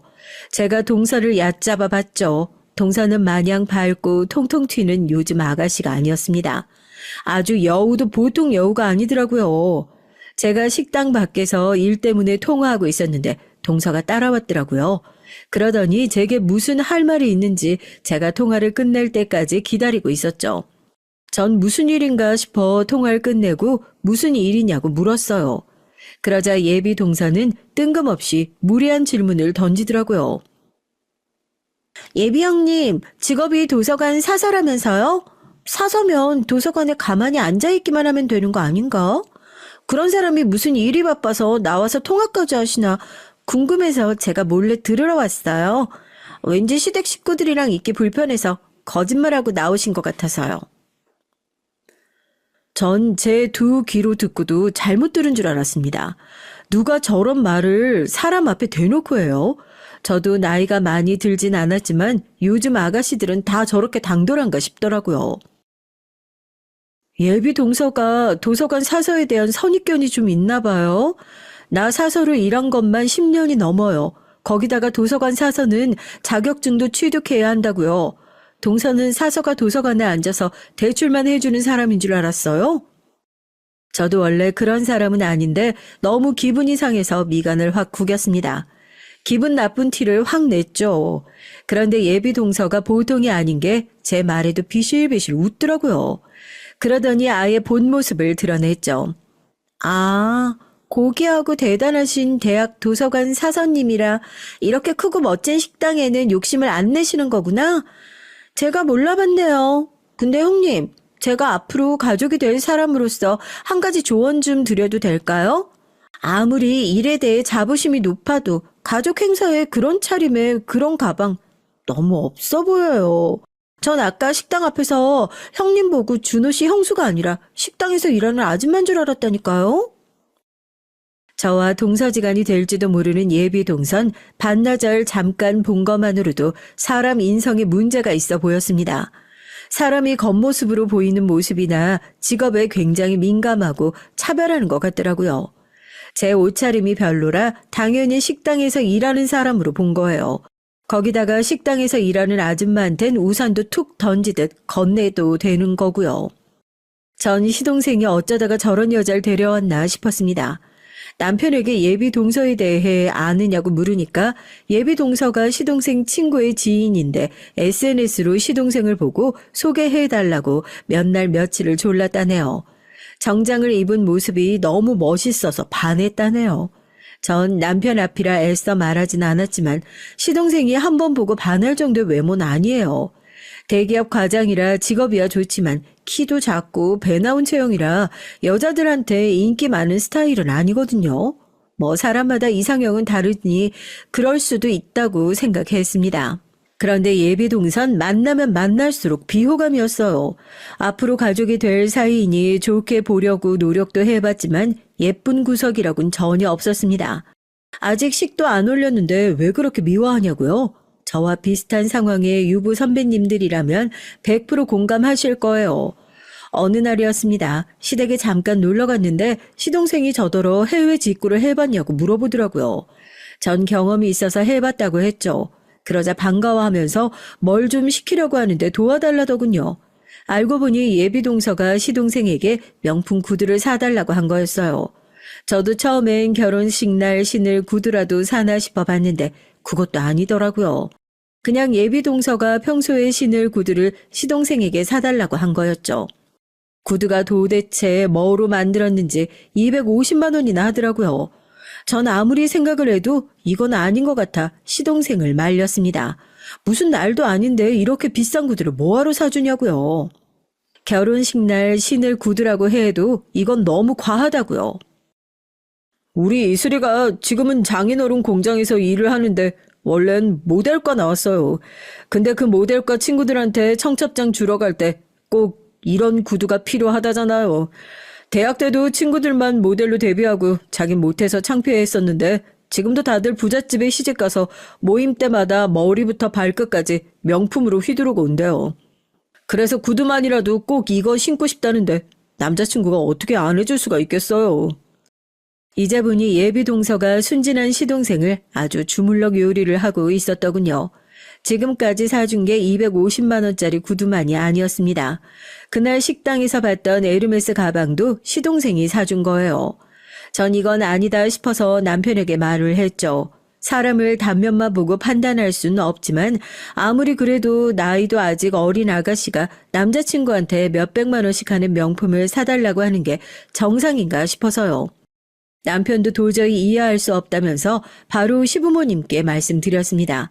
남편도 바로 시부모님께 말씀드릴 수밖에 없었던 게 예비 동서의 문제점이 명품만이 아니었거든요. 전 몰랐는데 예비 동서는 결혼 준비를 하면서도 그 모델과 친구들과 내내 비교를 했대요. 신혼집을 구할 때도 동서는 무조건 강남에 살고 싶다고 했고요. 본인 친구들이 다 강남에 산다고요. 내 모델과 동기 시댁이 강남에 되게 유명한 웨딩홀 한다고 말했었지? 걘 강남에 50평대 아파트부터 신혼생활 시작했다니까? 우리 자기 어머님도 강남에서 제일 유명한 한정식집 하시는데 비슷하게 해주실 수 있지 않아? 우리 어머니 돈이 아무리 많아도 절대 사치하시는 분 아니야. 형 결혼할 때도 20평대 해주셨는데 나 결혼한다고 갑자기 강남에 50평대는 말도 안 되지. 시동생이 동서에게 충분히 알아듣게 얘기했는데도 동선 전혀 아랑곳하지 않았었답니다. 어머님처럼 대단한 사업가가 집 사는 거 가지고 사치라고 생각하는 게 말이나 돼? 집은 충분히 투자할 가치가 있는 거잖아. 그리고 내가 그 촌스러운 자기 형수랑 같아? 그 형수는 30 넘어서 결혼했고 난 20대의 수준 자체가 다르잖아. 나 정도면 당연히 결혼하면서 그 정도는 받아야지? 이미 그런 문제들이 있다 보니 남편은 예비 동서에 대해 신경 쓰이는 부분이 있었나 보더라고요. 시동생은 예비 동서가 아직 나이도 어리고 사회 경험이 없어서 철이 없는 부분이 있지만 결혼해서 살다 보면 자연스레 달라질 테니 좀 이해해 달라고 했습니다. 하지만 어른들은 그렇게 생각하지 않으셨어요. 그 일로 시부모님은 동서를 따로 불렀습니다. 한창 결혼 준비 중이라 바쁜 줄은 알았지만 지금이라도 제대로 짚고 넘어가야 할 일이 있는 것 같아서 따로 불렀다. 이슬이, 너 내 아들 돈 보고 만나니? 시어머니는 원래 말을 돌려서 하는 성격이 아니에요. 예비 동서의 행동에 다들 걱정하니 아예 대놓고 물으셨습니다. 시어머니가 워낙 이목구비도 또렷하시고 카리스마가 있어서 시어머니가 바라보기만 해도 앞에 사람은 긴장하게 돼요.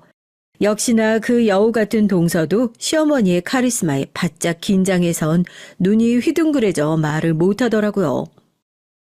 그렇지 않고서야 강남에 50평대 아파트를 사달라는 둥 몇백만 원씩 하는 가방이며 구두를 왜 사달라고 하니? 너 나 처음 봤을 때도 내 식당 달라고 했지. 난 절대 너처럼 남한테 바라기만 하는 애한테 내 식당 줄 생각 없다. 저는 은근히 속이 시원했습니다. 철딱선이 없는 동서가 결혼 전에라도 정신 바짝 차리고 시집을 와야 제가 그나마 편할 테니까요. 그런데 동서는 생각보다 더 교묘하게 못돼 먹었더라고요. 제가 주방에서 설거지하고 있는데 누가 뒤에서 등을 툭 쳤어요. 몸을 돌리니 예비 동서가 서 있었습니다. 저를 향해 눈을 바짝 치켜뜨더니 흘겨보고 있더라고요. 전 무슨 일이냐고 물었죠. 그러자 대뜸 하는 말이 기가 막혔습니다. 형님이 내가 오빠한테 구두 사달라고 한 거 아주버님한테 꼰질렀어요? 아주버님이 어머님한테 얘기해서 저만 깨졌잖아요. 형님이 뭔데 우리 사이를 방해해요? 형님이 뭘 모르시나 본데 남자는 여자가 좋으면 몇백만 원짜리 구두가 아니라 강남의 50평대 아파트도 사줄 수 있는 거라고요. 전 어이가 없어서 입이 쩍 벌어졌습니다. 예비 동선 시어머니한테 혼나고도 정신을 못 차리고 있었어요. 전 애써 마음을 다잡고 동서에게 차분히 말했죠. 이번 일은 누가 봐도 동서가 잘못한 일이야. 내가 엄연히 동서보다 윗사람인데 왜 이렇게 버릇없이 굴어? 윗사람이면 윗사람답게 굴고 말하세요. 괜히 내가 젊고 예쁘니까 샘나서 이러는 거 누가 모를 줄 알아요? 두고 봐요. 내가 결혼하면 형님 이 집에서 찬밥으로 만들어버릴 거니까. 동서는 자기 성격처럼 유치한 선전포고를 하고는 주방을 나가버렸습니다. 얼마나 어이가 없는지 전 웃음이 다 나오더라고요. 그런데 그때부터 본격적으로 동서는 저를 연적으로 여기면서 말도 안 되는 걸 가지고 시비를 걸기 시작했어요. 그러던 어느 날이었습니다. 시어머니 생신날이 얼마 남지 않았을 때였죠. 시어머니께서 이번 생신은 집에서 하자고 하셨어요. 자꾸 식당에서 가족들이 모여 행사를 하다 보니 직원들이 우리 집안 행사를 챙기느라 다른 손님들께 소홀해지는 것 같다면서 앞으로는 가족들 행사는 모두 다 집에서 하겠다고 하셨죠. 볼 때마다 느끼는 거지만 시어머니는 정말 식당 일에 진심이세요. 어떻게 하면 식당이 조금 더 발전할 수 있는가만 생각하셨죠. 그런데 이번 생신이 다른 건 장소뿐이 아니었습니다. 내가 아무리 한정식집 사장이지만 너무 매일 똑같은 것만 보고 똑같은 것만 먹으면서 살다 보니 이제 좀 물린다. 이번에 우리 며느리들 실력 좀 보자. 이번 내 생일은 둘이 한번 상 좀 차려봐. 시어머니는 명절날도 식당에 나가시다 보니 가족끼리 모여서 음식 만들고 해본 적이 없으세요. 그러다 보니 저나 동서가 시댁에서 음식을 할 일이 전혀 없긴 했죠. 그래서 이 김에 저와 동서의 실력을 좀 보시겠다면서 선물 같은 건 필요 없고 둘이 생일상을 차려달라고 하셨습니다. 전 시어머니께서 처음으로 뭔가 해달라고 하신 거라 잘 해내고 싶었죠. 그건 동서도 마찬가지였고요. 저와 달리 동서는 식당 일에 욕심이 있거든요. 안 그래도 호시탐탐 시어머니께서 자신을 언제 식당으로 불러주려나 기대하고 있었는데 이번 기회에 잘해서 식당에 들어가게 해달라고 할 참인 것 같더라고요. 저와 동서는 결혼하고 처음으로 둘이 따로 만나 시어머니의 생신상에 대해 상의했습니다. 전 시어머니께서 이젠 한정식이 좀 물린다고 하셨지만 그래도 어머님이 드셔보시지 않으셨을 만한 한식을 찾아보려고 했어요. 그런데 동서 생각은 좀 달랐습니다. 형님은 취향만 촌스러운 게 아니라 사고방식도 너무 촌스러운 것 같아요. 어머님이 분명히 말씀하셨잖아요. 한정식은 물렸다고. 무조건 고급스러운 양식으로 가야죠. 제가 엄청 좋은 한우 스테이크 구해올 테니까 형님은 그냥 샐러드나 좀 준비하세요. 어머님이 한정식이 물리신다고 한 건 항상 똑같은 것만 드셔서라고 지루하다고 말씀하신 거잖아. 동선 어머님이 한정식이 얼마나 진심인지 몰라서 그래? 분명 우리가 새로운 걸 찾아드리면 좋아하실 거야. 아이고, 누가 보면 한식 대첩이라도 하는 줄 알겠네. 어차피 형님이랑 제가 마음이 맞을 거라고는 기대도 안 했거든요. 그럼 그냥 각자 해요. 전 스테이크랑 샐러드 준비할 테니까 나머지는 형님이 새로운 걸 찾든 말든 알아서 하세요. 동서는 제 생각이 틀렸다며 시간 낭비라고 비웃었어요. 하지만 전 무조건 비싸고 좋은 것만 훌륭한 게 아니라고 생각했습니다. 전 주변에 아는 분들에게 조언도 받고 알아보기도 많이 알아봤어요. 그렇게 시간이 흘러 시어머니의 생신날이 밝았습니다. 동서는 정말 어디서 구했는지 때깔부터 다른 스테이크를 덩어리로 구해왔더라고요. 전 그 두꺼운 고기를 집에서 어떻게 구울 생각이냐고 물었습니다. 그런데 동서는 아예 유명 요리사를 불렀더라고요. 고기 잘 굽기로 유명한 사람으로요. 제가 음식을 시작하기도 전에 그 요리사는 시댁 정원에서 고기와 해산물을 쇼까지 벌이며 굽고 있었습니다. 물론 동서와 경쟁하는 자리가 아니니 신경 쓸 일은 아니었지만 은근 견제가 되는 건 어쩔 수 없었어요. 전 저대로 준비한 음식을 차렸습니다. 제가 차려놓은 음식들을 보고 그냥 지나칠 동서가 아니었죠. 어머, 이게 뭐야? 어머님이 안 드셔보신 한정식 어쩌고 하시더니만 결국 이런 거나 준비하려고 그렇게 큰 소리 치신 거예요? 볼품도 없고, 이게 간에 기별이나 가겠어요? 형님 때문에 괜히 저까지 어머님한테 한 소리 듣는 거 아닌지 모르겠네요. 평소 같으면 동서 말에 저도 욱했을 텐데 그날은 저도 긴장해서인지 말문이 막혔습니다. 정말 제가 차린 음식이 어딘가 초라하게 보이는 것 같았거든요. 그런데 반전이 일어났어요. 동서가 데려온 유명 요리사가 차린 음식이 휘황찬란하게 차려져 있는데도 시어머니는 제가 내놓은 음식에만 관심을 보였습니다. 사실 제가 차린 음식은 경주에 사는 제 친구가 알려준 식당에서 고안한 거예요. 요즘 경주에 외국인들도 많이 오고 젊은 친구들도 많이 여행 오다 보니 현대식과 한정식을 합쳐서 만든 메뉴들이 유행이라고 하더라고요. 그래서 저도 비슷하게 만들어 봤는데 시어머니가 제가 만든 음식을 유심히 보셨습니다. 이건 연근이랑 잡채를 넣어서 스파게티처럼 만든 거니? 어머, 이건 또 뭐냐? 나무로 올려서 만든 피자? 어쩜 크네. 네가 이런 생각을 다 했니? 난 이런 한식은 처음 본다. 시어머니는 유명 셰프가 만든 스테이크엔 눈길조차 주질 않으셨어요. 오로지 제가 만든 음식과 제가 어디서 보고 참고했는지에 대해 꼬치꼬치 물으셨죠. 그날 결혼하고 처음으로 전 시어머니에게 칭찬을 받았습니다. 알고 보니 시어머니가 새로 세우고 계신 계획이 있었더라고요. 2호점을 생각하고 계셨죠. 2호점은 1호점과 뭔가 많이 다른 특색을 가진 식당으로 만들고 싶어서 고민 중이었는데 제가 만든 음식을 보고 아이디어가 마구 솟아올랐답니다.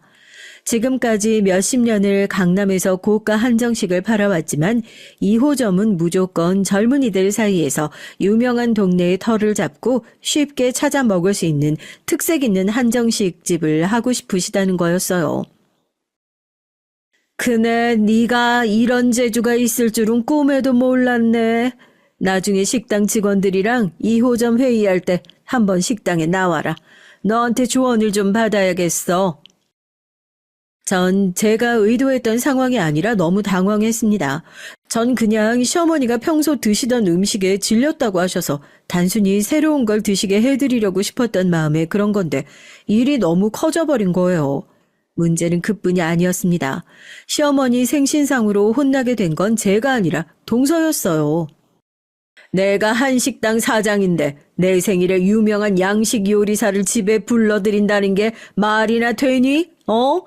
이게 소문이라도 나봐라. 강남에서 난다긴다는 분들은 다 내 식당에 다니는데 그 식당 주인이 알고 보니 비싼 양식 좋아한다고들 할 거 아니냐? 둘째, 넌 아무리 나이가 어려도 어쩜 그렇게 생각이 짧니? 그리고 이 소고기는 또 뭐야? 뭘 이렇게 비싼 고기를 샀어? 동선 시어머니에게 호통을 들었습니다. 상황 파악을 너무 못한다고요. 전 속으로 고소하면서도 겉으로는 애써 티를 내지 않았죠. 어쨌든 동서도 시어머니를 위해서 열심히 한 건 누구보다 제가 잘 아니까요. 그런데 애꿎은 똥물이 제게 튀었습니다. 동서는 괜히 저더러 또 시비를 걸더라고요. 내가 이럴 줄 알았어. 어머니 식당에 관심도 없다더니만. 형님, 저한테 일부러 거짓말한 거죠? 사실은 형님도 어머니 식당 욕심나서 물려받고 싶으신 거잖아요. 동서는 말도 안 되는 소리를 해댔습니다. 제가 시어머니의 식당을 물려받고 싶어서 사력을 다해 메뉴를 만들어낸 줄 알더라고요. 그렇지 않고서야 어떻게 시어머니 마음에 쏙 드는 음식을 만들 수가 있냐고요. 동서, 말 같지도 않은 소리 좀 하지 마. 난 시어머니 식당 물려받을 생각 추워도 없어. 그리고 동서가 나보다 능력이 있으면 어머님이 알아서 동서한테 물려주시겠지. 뭐가 걱정이야? 짜증나. 도대체 내가 왜 저런 촌스러운 아줌마보다 못하다는 거야? 나한테는 식당에 나오라는 말도 안 하고. 동서는 자기 분에 못 이겨서 소리를 마구 지르며 쌩떼를 썼습니다. 동서는 하루라도 빨리 시어머니의 식당에 들어가 일하고 싶은데 시어머니는 동서에겐 아직 말도 안 꺼내셨나 보더라고요. 전 시어머니가 왜 동서에게 식당에 나오라는 말을 안 하는지 알 것 같았습니다. 하지만 동서는 전혀 모르겠나 봐요. 시어머니가 식당을 한 게 거의 30년이 넘어요. 얼마나 많은 사람을 겪으셨겠어요. 사람 딱 보면 어떤지 아시겠죠. 사실 동서가 친정 아버지가 하는 공장에 나가 격리 일을 하기는 하지만 가만 보면 무슨 일을 하는지 모르겠거든요. 그리고 아직도 친정 아버지 카드를 쓰며 고가의 물건을 사고 출근도 잘 안 해요. 누구보다 성실한 사람을 좋아하시는 시어머니가 보기엔 아무리 자기 아버지 공장에서 일한다곤 해도 일도 안 하고 돈만 가져다 쓰는 모습이 좋지 않아 보였을 게 분명합니다. 그러다 보니 시어머니도 선뜻 동서더러 식당에 나오라고 하고 싶지 않은 거죠. 그런 사실을 전혀 눈치채지 못한 동선, 그때부터 오히려 더 똥줄이 타는지 시어머니의 식당에 들어가기 위해 아주 고군분투를 했어요. 티나게 여우짓을 해댔죠. 동서는 공장 일은 어쩌고 툭하면 시어머니의 식당으로 출근 도장을 찍었습니다. 그러면서 직원들하고도 잘 지내려고 노력하고 이것저것 곁눈질로 일도 배우려고 했나 보더라고요. 저도 그런 점은 높이 사요. 저야 식당 일에 관심이 없으니 동서가 시어머니의 식당을 물려받아주면 저야 좋은 일이니까요. 그런데 역시나 동서는 예상을 참 깨는 사람이었습니다. 제가 시어머니의 식당에 갈 일이 있었어요. 생신날 시어머니가 말씀하신 대로 2호점 일로 회의에 참석하라고 시어머니께 연락이 왔거든요. 전 정말 연락이 올 줄은 몰랐는데 진짜로 연락이 와서 한참 고민했습니다. 정말 제가 가도 되는 자리인가 싶어서요. 그런데 회의 자리에서 시어머니께서 일하는 모습을 보니 정말 멋있더라고요. 저도 지금까지 10년 넘게 사회생활을 하며 많은 사람을 봤지만 시어머니의 카리스마가 괜히 생긴 게 아니라는 느낌을 받았어요. 저야 뭐 아는 게 없으니 제가 생신상 차릴 때 참고했던 지방의 한정식들 위주로 참고하시라고 소개만 해드렸습니다. 그런데 시어머니가 2호점을 내려고 생각하신 동네 임대료가 예상보다 비싼가 보더라고요. 젊은이들을 상대로 할 예정이라 인테리어나 홍보 비용도 꽤 들고요. 시어머니는 예산으로 잡은 금액보다 훨씬 더 비용이 많이 드니 고민하시는 것 같았습니다. 얘기를 듣다 보니 아무래도 제가 있어 봐야 도움이 될 것 같지 않아 전 슬쩍 회의 자리를 나왔죠. 화장실에 갔는데 누가 시끄럽게 통화를 하고 있더라고요. 분명 동서의 목소리였습니다. 아빠, 내가 무조건 시어머니한테 말해 볼 테니까 아빤 준비만 제대로 하고 있어. 이것만 성사되면 아빠 대박 나는 거야. 이거 잘 되면 나 강남에 집 사주기로 한 거 잊으면 안 된다. 동서는 또 무슨 꿍꿍이인지 친정아버지와 통화하는 것 같았습니다. 전 동서가 화장실에서 나오기 전에 얼른 나와 다시 회의장으로 돌아왔어요. 그런데 때마침 다음 안건이 동서의 통화 내용과 연관이 있더군요. 동서가 매일같이 시어머니 식당에 문지방이 닳도록 드나든 이유가 바로 이거였거든요. 시어머니가 할머니 때부터 만들어 오신 비법 고추장이 있어요. 그 고추장이 유명해서 식당이 덩달아 잘 된 거거든요. 그런데 동서가 시어머니에게 그 고추장을 판매용으로 만들어서 팔자는 제안을 했더군요. 동서 친정아버지 공장에서 만들면 된다고요. 시어머니도 생각해보지 않았던 건 아니지만 고추장을 그렇게 대중화되어 팔아버리면 당신네 식당의 고유한 맛을 좋아해서 찾아와 주시는 손님들이 좋아할까 싶어 걱정하시는 것 같더라고요. 동서는 이 기회를 놓칠 수 없으니 바로 맞받아 쳤습니다. 어머니, 2호점 하신다면서요. 고추장 팔아서 번 돈으로 2호점 내면 일석이조잖아요. 이제 시대가 변했는데 우리도 트렌디하게 가야죠. 여우 같은 동서는 시어머니가 2호점 비용 문제로 고민하는 걸 바로 알고서는 그 부분을 공략했어요. 시어머니는 사업가이시니 당연히 넘어갔고요. 시판 고추장을 만들기 위한 공장도 동서 친정아버지 공장이 있으니 일사천리로 척척 결정이 났습니다. 전 다시 한번 동서의 잔머리에 놀랐어요. 확실히 저보다는 사업은 잘할 것 같더라고요. 그러던 중에 제가 둘째 아이를 낳았습니다. 그런데 첫째 때와는 달리 우울증 비슷한 게 오더군요. 임신과 출산을 겪으면서 몸도 많이 쇠약해져 있었고 일도 많아 제대로 쉬지를 못하다 보니까 얼굴이 반쪽이 돼서 몰골이 말이 아니었습니다. 아이들을 봐주시러 친정 어머니께서 아침마다 집으로 오시는데 저를 볼 때마다 걱정이 많으셨죠. 일보다 쉬는 게 먼저인 것 같다고 하셨어요. 남편도 마찬가지였고요. 제 몰골이 옆에서 보기 안쓰러웠는지 일 좀 줄이고 시간을 내서 여행이라도 가자고 하더라고요. 옆에서 들으시던 친정 어머니께서 애들 걱정은 말고 오랜만에 남편이랑 오붓하게 다녀오라고 했습니다.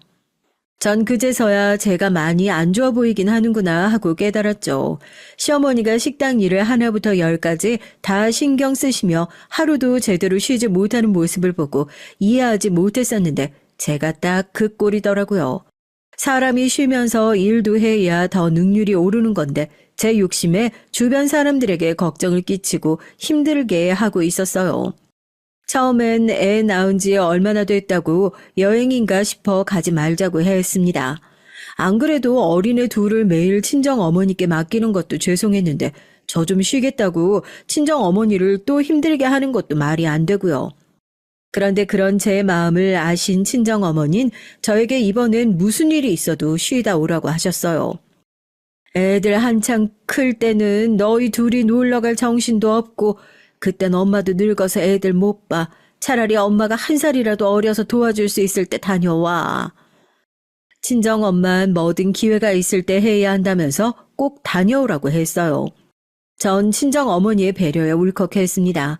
전 예전부터 너무너무 가고 싶었었는데 여러 여건이 따라주지 않아 못 갔던 미국에 가기로 했어요. 그러고 보니 저와 남편이 신혼여행 이후에 처음 가는 해외여행이더라고요. 비행기표를 예매하고 여행 계획을 세우기만 하는데도 저와 남편은 신이 났습니다. 이 좋은 걸 왜 이제야 가겠다고 했는지 후회가 되더라고요. 이 좋은 기분을 초치는 한 사람이 있었습니다. 누구긴 누구겠어요? 바로 제 동서예요. 저와 남편이 여행 준비로 한창 바쁘던 와중에 동서와 시동생이 새로 이사를 했어요. 동서가 노래를 부르던 대로 강남에 입성을 했죠. 동서가 시어머니 비법 소스를 판매용으로 친정 공장에서 소스를 만들어 팔더니만 돈 좀 벌었는지 50평대까지는 아니어도 강남에 휘황찬란한 집을 샀더라고요. 그전에도 만나기만 하면 친정 부모님이 대박이 났다고 잘난 척을 무지하더니만 많이 벌기는 했나 보더라고요. 저야 동선의 집에 가는 게 썩 내키지 않았지만 어쩌겠어요. 하나밖에 없는 동선데 손윗사람으로서 가서 축하를 해줘야죠. 거기다가 웬일로 시어머니까지 오신다고 해서 온 식구가 총출동했습니다. 시어머니는 동서가 식당 일에 큰 공을 세워서인지 예뻐하시는 게 눈에 훤히 보였어요. 우리 둘째는 일만 잘하는 줄 알았더니만 못하는 게 없네. 집도 너무 예쁘게 잘 꾸몄다. 역시 센스가 있어서 그런가? 암튼 제주꾼이야, 제주꾼. 시어머니 말대로 이사한 지 얼마 되지도 않았는데 집이 싹 깔끔하게 정리가 되어 있긴 하더라고요. 저도 동서에게 뭔가 얘기라도 해야 할 것 같아 언제 이렇게 예쁘게 정리를 했냐고 했습니다. 그러자 동서가 아주 기고만장해서는 또 잘난 척을 시작하더라고요. 어머니 소스 덕분에 아버지 공장도 대박 났다고. 아버지가 너무 좋아하시면서 선물로 이사할 때 인테리어 싹 새로 해주신 거 있죠? 요즘은 돈만 주면 인테리어뿐만 아니라 아예 소품까지 다 세팅해서 주더라고요. 역시 돈만 있으면 참 좋은 세상이에요. 안 그래도 피곤한데 동서가 신나서 떠드는 모습을 보고 있자니 자꾸 배알이 꼬이더라고요.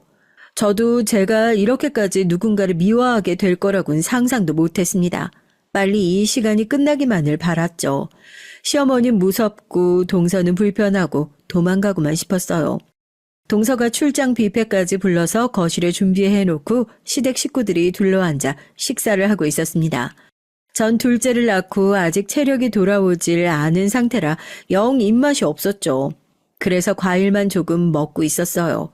그런데 어느새 제 곁에 다가온 동서가 또 시비를 걸더라고요. 형님, 둘째 낳고 많이 힘드셨나 봐요. 살이 왜 이렇게 많이 빠지셨어요? 근데 살 빠지니까 10년은 늙어 보여요. 이러다가 아주버님보다 누나로 보이겠어요. 좀 드세요. 동서는 멋대로 제 접시에 음식을 마구 담았습니다. 전 순간 짜증이 나서 그만 담으라고 동서의 손을 툭 쳐버렸죠. 그러자 동서가 들고 있던 접시가 바닥에 떨어지면서 음식이 바닥에 떨어졌습니다. 소란스러운 소리에 시부모님은 무슨 일이냐며 제가 있는 쪽으로 달려오셨어요.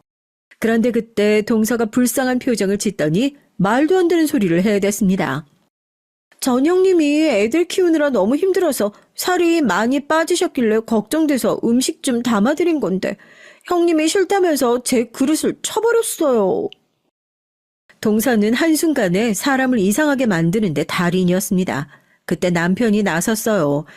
요즘 진영이 엄마가 일도 많고 컨디션이 좋지 않아서 많이 힘들어요. 오늘도 집에서 쉬라고 했는데 재수 씨 축하해주고 싶다고 해서 온 거예요. 남편 말에 시아버지께서 걱정 어린 표정으로 절 바라보셨습니다. 우리 큰며느리 둘째 낳고 회복이 더디다고 하더니만 어디 많이 안 좋은 거 아니냐? 내가 보약이라도 한 채 해줘야겠네. 너 여행 다녀오면 나랑 한의원 가서 진맥 좀 받아보자. 그래도 시댁에서 저를 챙겨주시는 건 항상 시아버지밖에 없었습니다.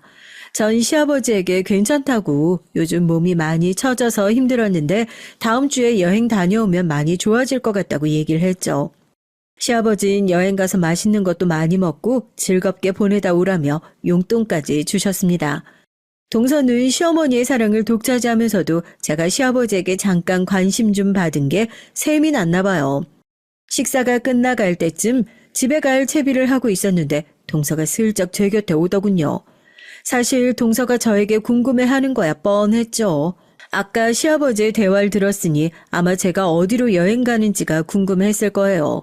전 동서에게 친정엄마가 아이들을 봐주기로 해서 미국으로 2주 정도 다녀올 생각이라고 얘기했습니다.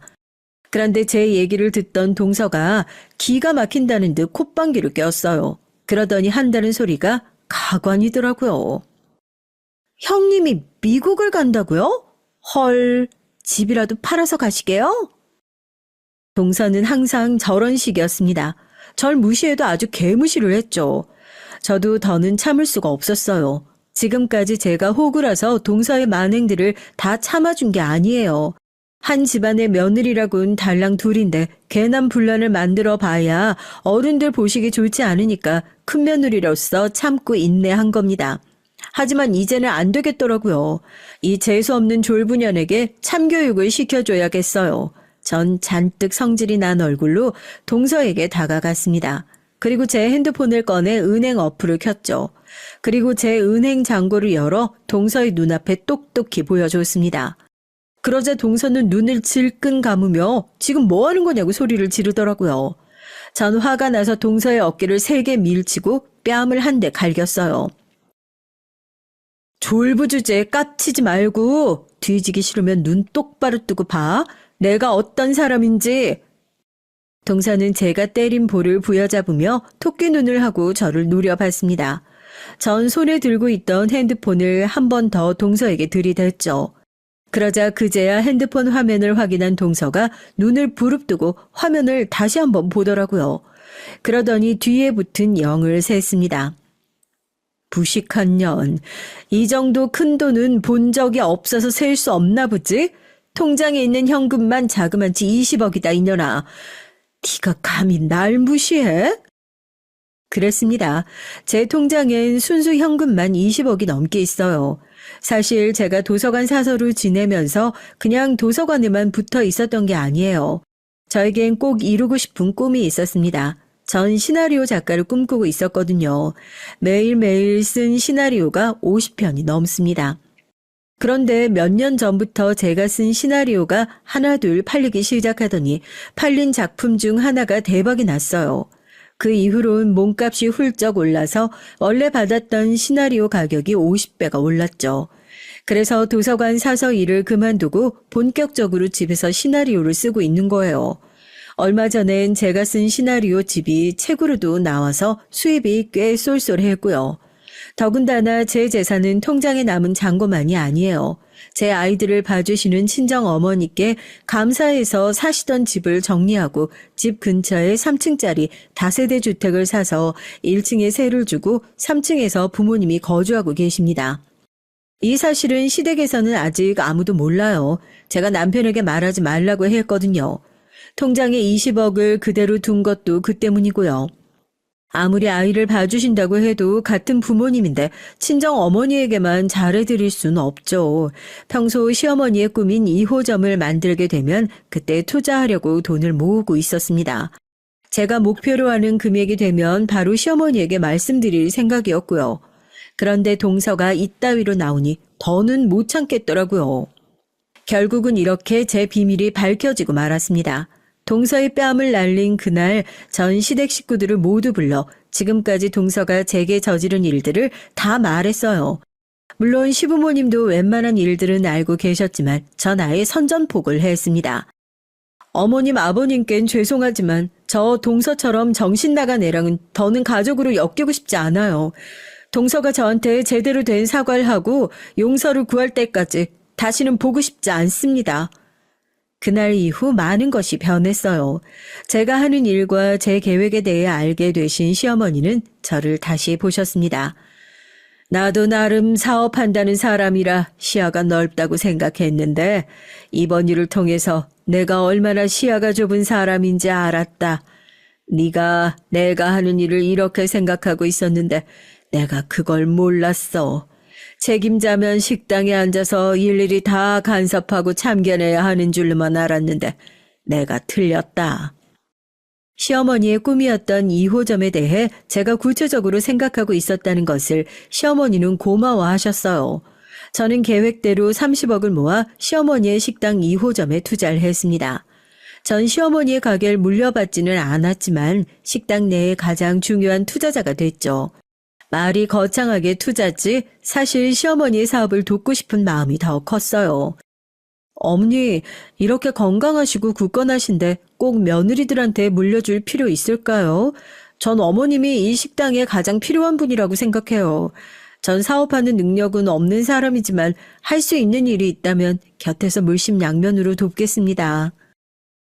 전 시어머니가 식당을 운영하시는 한 곁에서 돕기로 했어요. 저의 마음이 통했는지 저와 시어머니의 사이는 많이 가까워졌습니다. 동서는 어떻게 됐냐고요? 요즘 매일같이 가게에 출근하기 전에 우리 집에 눈도장을 찍으러 와요. 제가 많이 마른 게 걱정된다면서 몸에 좋다는 건 다 가지고 옵니다.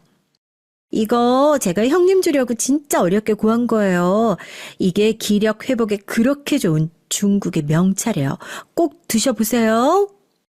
무릎만 안 꿇었지 사과는 수도 없이 했어요. 하지만 전 쉽게 받아주지 않고 있습니다.